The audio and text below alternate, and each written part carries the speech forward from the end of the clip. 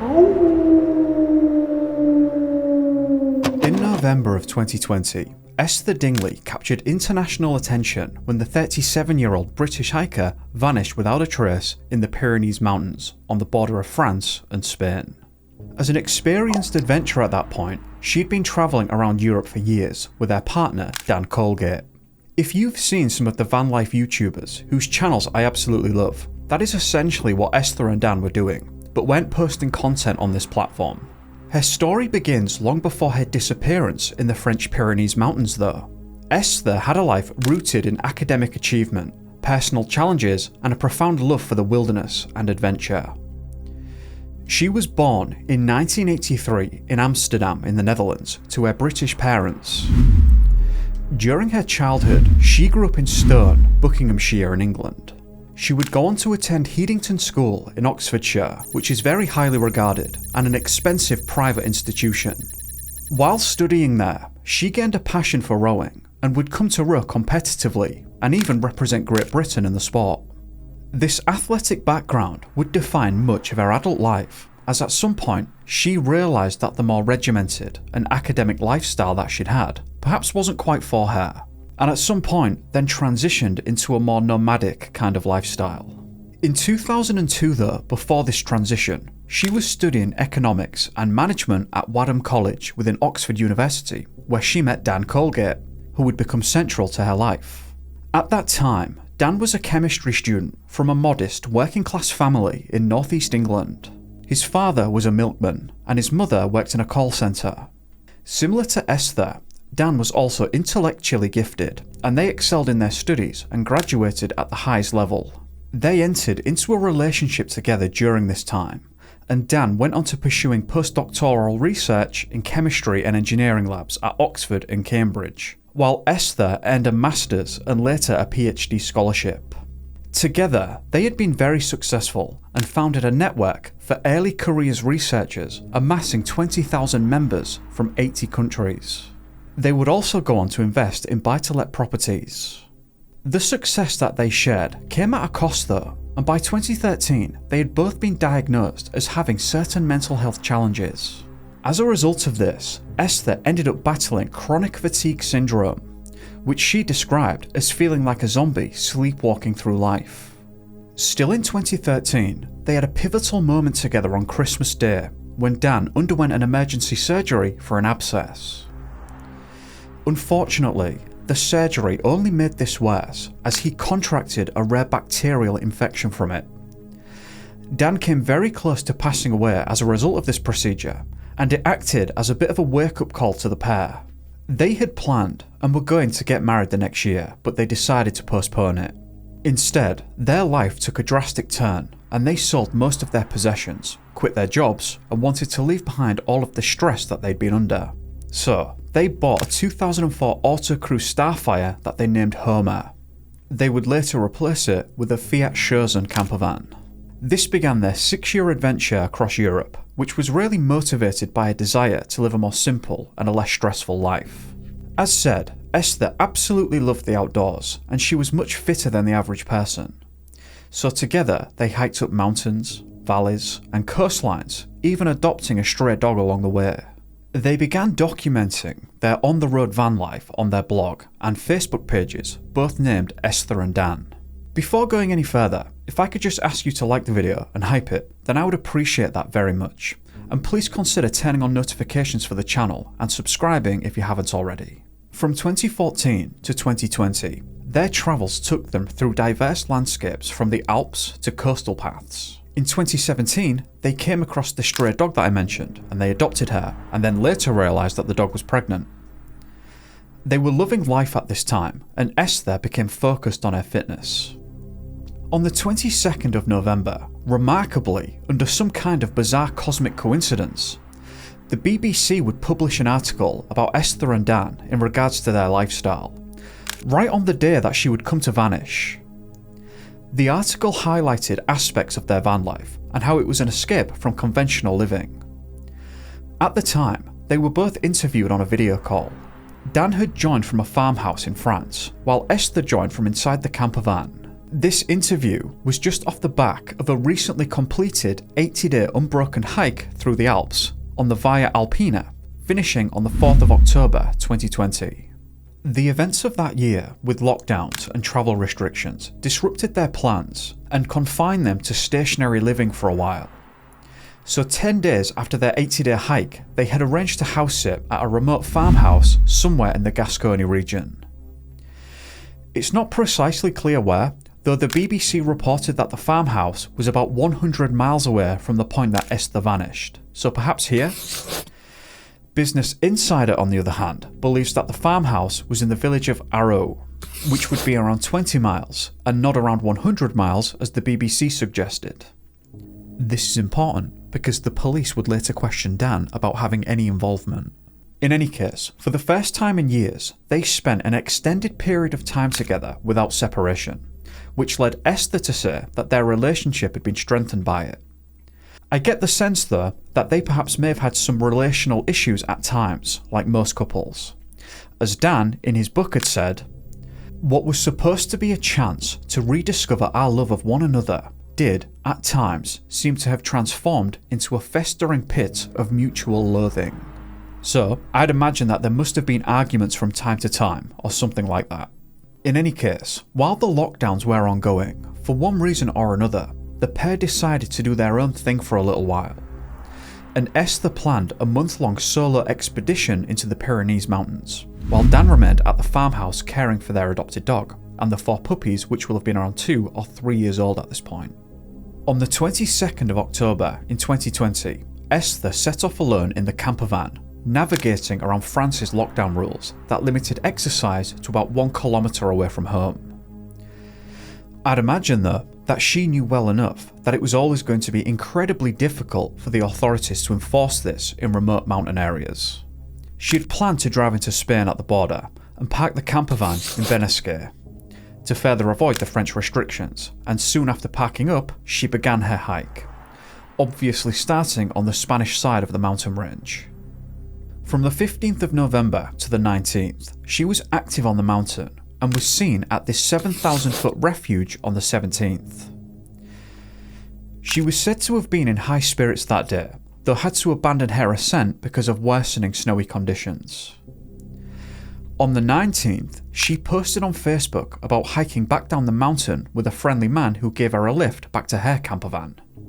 CCTV footage from a Benasque supermarket captured her looking what was described as sad and thoughtful, and witnesses had said that she'd done some yoga beside her campervan. The 21st of November marked the start of her final multi-day trek from Benasque into the French Pyrenees.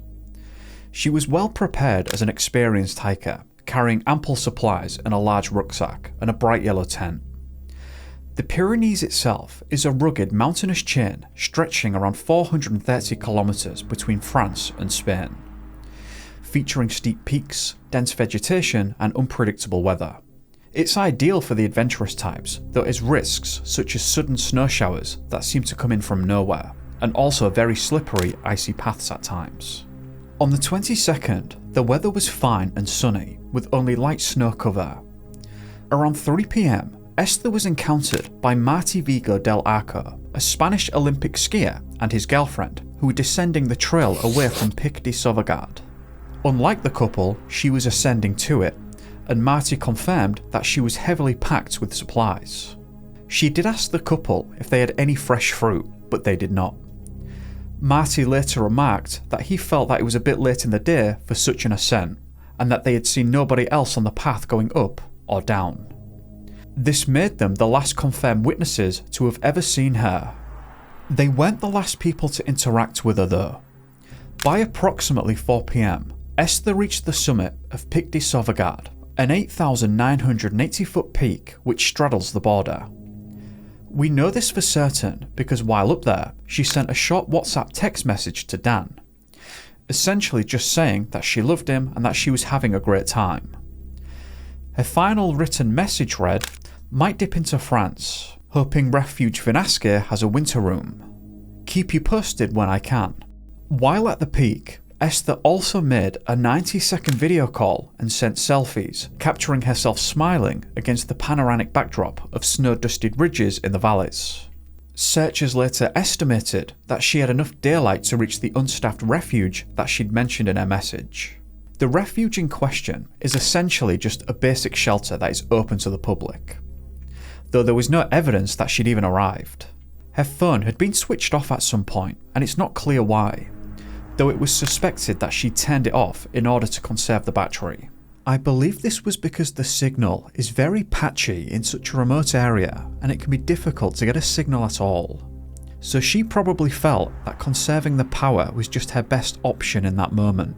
However, after switching the phone off, it never came back on again, and she did not contact Dan after that point, nor post anything on social media. She was expected to meet with him at the farmhouse 3 days later, but when she failed to appear or respond, Dan obviously grew alarmed. When she did not arrive back to him on the 25th as promised, Dan reported her missing to the authorities. This triggered an immediate response from this group, who I haven't a chance at pronouncing correctly, so I'll just refer to them as the PGHM. The PGHM are France's specialised mountain rescue unit, and they deployed 6 search teams, a helicopter and dog teams too. Due to the sensitive location on the border between the two countries, it held some complexities, though the response was still very quick. On the Spanish side of the divide, their Guardia Civil rapidly mobilised extensive resources matching the French and placed specialised search and rescue teams, helicopters and dogs of their own on their side of the mountain. Their helicopters were equipped with loudspeakers and went along popular trails, hoping to catch Esther's attention and have her wave, or just make any kind of attempt to show the searchers where she was. Dan then travelled to get involved with the search effort, and he coordinated with both police from each country. This was useful because Dan was able to provide intimate knowledge of Esther's hiking style and what she would likely be doing at any given moment. And he also knew of her planned route, which helped guide the search. It's important to note the conditions at the time of the disappearance versus the time of the search. Rescue teams confirmed that the weather was favourable on the 22nd when she was last seen.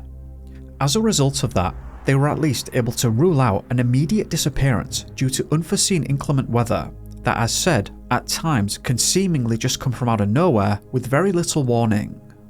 However, those weather conditions would get worse very quickly. Later in the week, while the searches were ongoing, the mountains faced sub-zero temperatures, ice and heavy snowfall, specifically through the night of the 26th and through the 27th. While the weather was still stable at the start of the search, I get the sense that they were hoping to quickly find a set of footprints somewhere that would help lead them straight to her, or perhaps the dogs finding a scent along one of the trails. Because the point was made that the onset of the snow quickly compromised the ability to find any potential subtle tracks or clues. Those initial searches focused on the Pic de Sauvegarde area and the nearby mountain passes, such as Port de Venac and Puerto de Gorgut. The terrain was challenging for the searchers, with steep slopes, rocky outcrops, and then later with the weather turning. Helicopters flew overhead on both sides of the mountain, while the ground teams combed meticulously through the paths you'd expect a person to hike. Drones were sent in for the harder to reach spots. Despite everything that was being thrown at the mountain, no traces were coming up at all. They found no backpack, tent, or any personal items. Search dogs that usually make a positive hit at some point found nothing, which puzzled the rescuers, who thought that they would have come across something as they so usually do. Authorities quickly realised the gravity of the situation and said publicly that they have found nothing, absolutely nothing.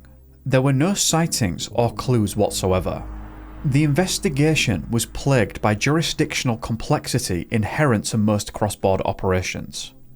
Pierre Guillard, deputy commander of the PGHM, confirmed that while it was a struggle, they had meticulously combed through the mountains. Pierre also said that investigators had not ruled out anything, and that they were actively considering the possibility that she could have come across another individual after Marty. Or in other words, they were open to the idea that some kind of sophisticated foul play incident could have taken place. George Lopez Ramos, on the other side of the mountain and head of the Spanish mountain rescue team, described the situation as very strange, noting that the impending heavy snows that were to come were going to halt the intensive efforts until the spring. By late November and into early December of 2020, the weather continued to worsen, as predicted. Heavy snowfall blanketed the mountains, making the searches basically impossible, and depending on where exactly Esther had been, could have potentially just covered any evidence or clues entirely. On the 30th of November, French search teams announced that they were ready to scale down their efforts. On the 4th of December, search operations were officially suspended on those grounds, as it was now becoming even more dangerous for their teams to power through it. The Spanish followed suit on the 10th of December, and they essentially just cited the same reasons as their French counterparts. The total lack of clues and evidence created an information vacuum in this case that became the focus of media and public speculation. Interestingly, the French captain, Jean-Marc Bordenari, who was leading the investigation, really highlighted this, and he floated the idea of a voluntary disappearance. He suggested that Esther might have been unhappy in her relationship and wanted to continue her nomadic life alone. He noted, Esther Dingley wanted to continue with her current way of life, journeying in a camper van and sporting activities including hiking, whilst Dan Colgate seems a little tired of this nomadic life.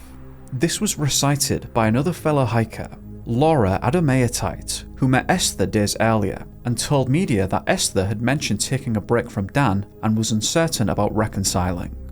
That idea seems somewhat unlikely though, because usually when people go about these kinds of voluntary disappearances to start a new life somewhere else, what you tend to find is that while they are obviously trying to escape from some kind of situation, it is usually the case that they are heavily tied down in some way. Perhaps they are married with children, they own a home, and they feel trapped for one reason or another and want to leave. It was a little different here because Esther and Dan weren't really tied down in the same way, at least in an official capacity. They certainly were long-time partners, but they never married as far as I can tell. I'm going to assume that they didn't own a home at this point, since they had been engrossed in van life for years, and they didn't have children. So, while still messy I'm sure, it does seem to be a situation in which an easier or cleaner break could have been had. So with that in mind, why bother with a voluntary disappearance when an albeit perhaps tough conversation would have achieved the same result? Though I will just say that obviously it's basically impossible to know what people are thinking and what internal logic they are using to make such decisions. And of course from the outside, it's practically impossible to know all the different variables in someone's private life. In any case, Dan vehemently dismissed this, and he told outlets like the Daily Mirror, "It's true to say that we sometimes have different preferences like any normal couple, but we discuss them openly. The suggestion that Esther would have to disappear so she can keep travelling is nonsense. Especially as she was already on a solo trip as part of our normal relationship." Esther's mother, Rhea Bryant, pretty much agreed with that and spoke of how close they were, saying, "She wasn't just my daughter, she was my best friend. We've always had a very open relationship. We share even the most private things." Police examined the camper van and financial records, finding no large withdrawals or signs of planning a disappearance. In the absence of physical evidence, police were obligated to investigate behaviour and personal factors. They examined the couple's relationship dynamics, including the rationale as to why they were on separate trips at the time.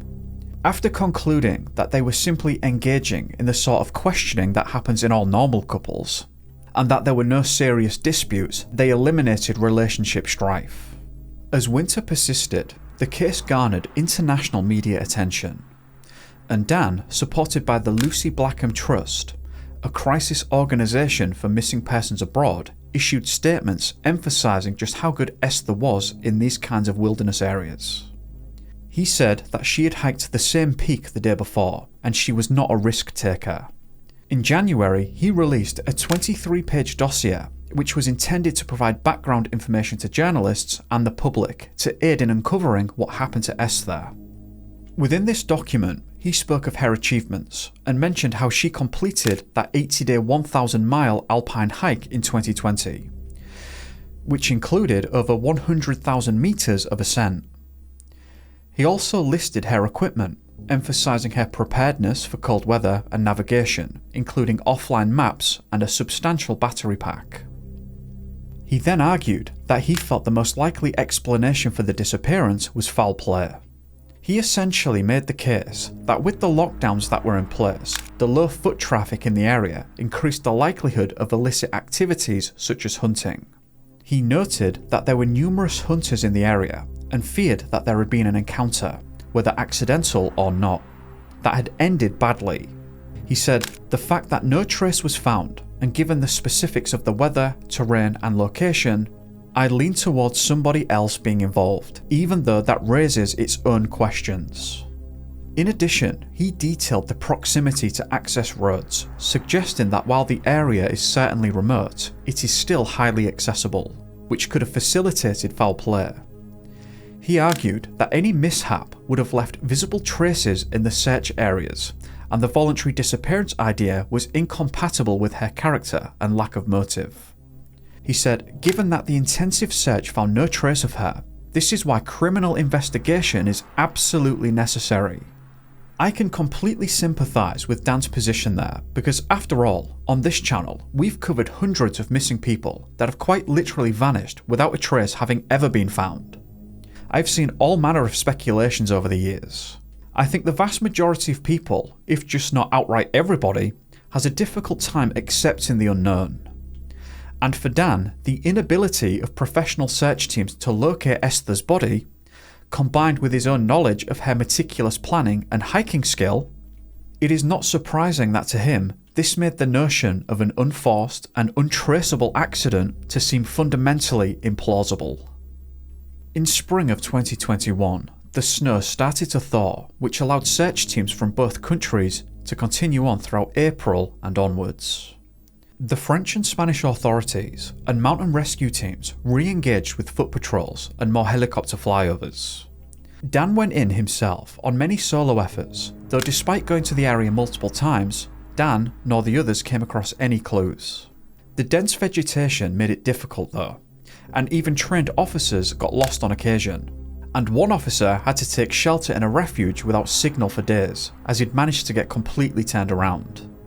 Jose Maria Siria, a local hotelier, called hiking there at the time Esther did an atrocious idea due to the ice and snow risks. There were many ideas that were spread.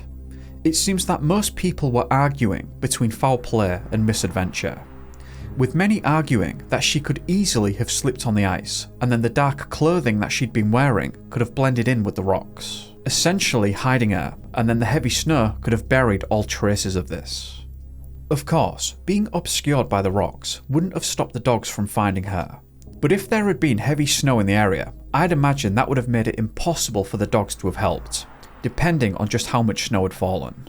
The idea of an accidental fall was favoured by authorities from both sides, but Dan's conviction in regards to foul play occurring had many agreeing with him, and some even taking things a step further from an accidental hunter encounter. Some were suggesting that she might have just been taken from the area outright. Dan himself was questioned and then interviewed 3 times by the police, but was eventually cleared as a suspect, given that he was also somewhere between 20 and 100 miles away from the mountain at the time that she went missing, depending on the source that we're listening to. All of these speculations didn't count for much in the end though, because on the 23rd of July in 2021, 2 Spanish mountain runners saw something that confused them. At first, they didn't know what they were looking at, but as they got nearer, they realised that they found a skull fragment with long hair among the boulders on the French side near Puerto de Gorgue, which the French, I believe, call Port de la Glaire. This is a mountain pass just a few kilometres west of Pic de Sauvegarde. Authorities went in, but didn't find any clothing, a tent, or her rucksack. DNA testing, which was finished 8 days later on the 30th, alongside comparing dental records from the UK, confirmed that it did in fact belong to Esther.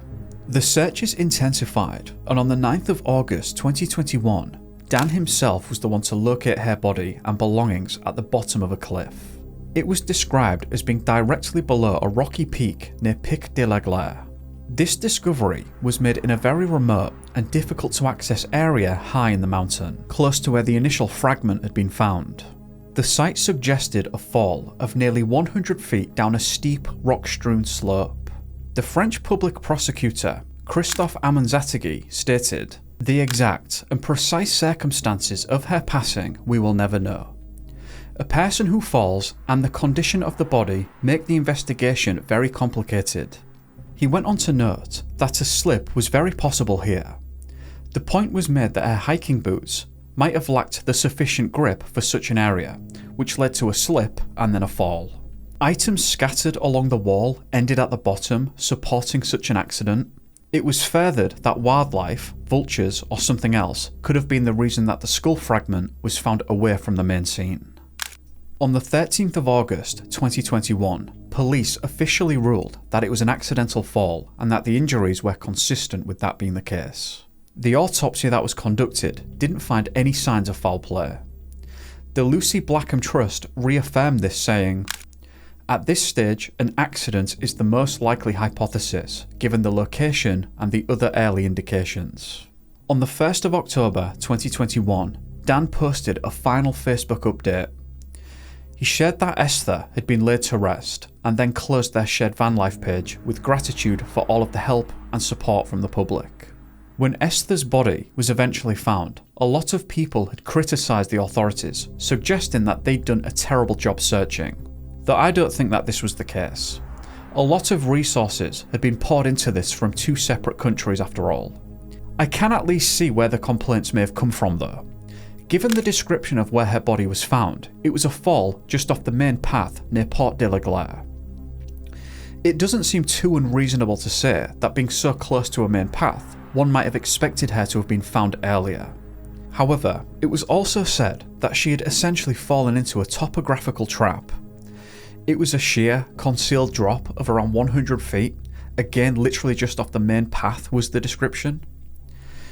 This specific point of impact at the bottom was entirely obscured from view, from both adjacent trails and from an aerial perspective above. Failing to see her right at the very beginning, before the snow had fallen, guaranteed concealment essentially. The search effort was ultimately defeated because of this. If they'd have gone down there right away before the snow fell, they might have had a chance to find her. The location of the body was geographically protected and inaccessible, regardless of the intensity of the search conducted in the surrounding areas above. They just weren't going to find her unless they put boots on the ground right there at the very start. Once that snow had started to fall heavily within the days after she vanished, even going down there at that point, it would have been very unlikely to have found her. It seems that her body was only ever going to be discoverable once the snow had begun to melt. A few people in the comments had asked me to cover Esther's disappearance and wondered if it was one of those situations in which a body was found in an area already searched. But that does not appear to be the case, as that specific spot was not searched thoroughly during the initial major search effort. In the end, I am glad that her family was able to have some closure, even though she passed far before her time. That brings us to the end of this. Thank you for watching, and please do remember to subscribe and turn on notifications for the channel. And also to like the video and hype it if you can, I'd be very grateful. Or a dislike if you disliked it.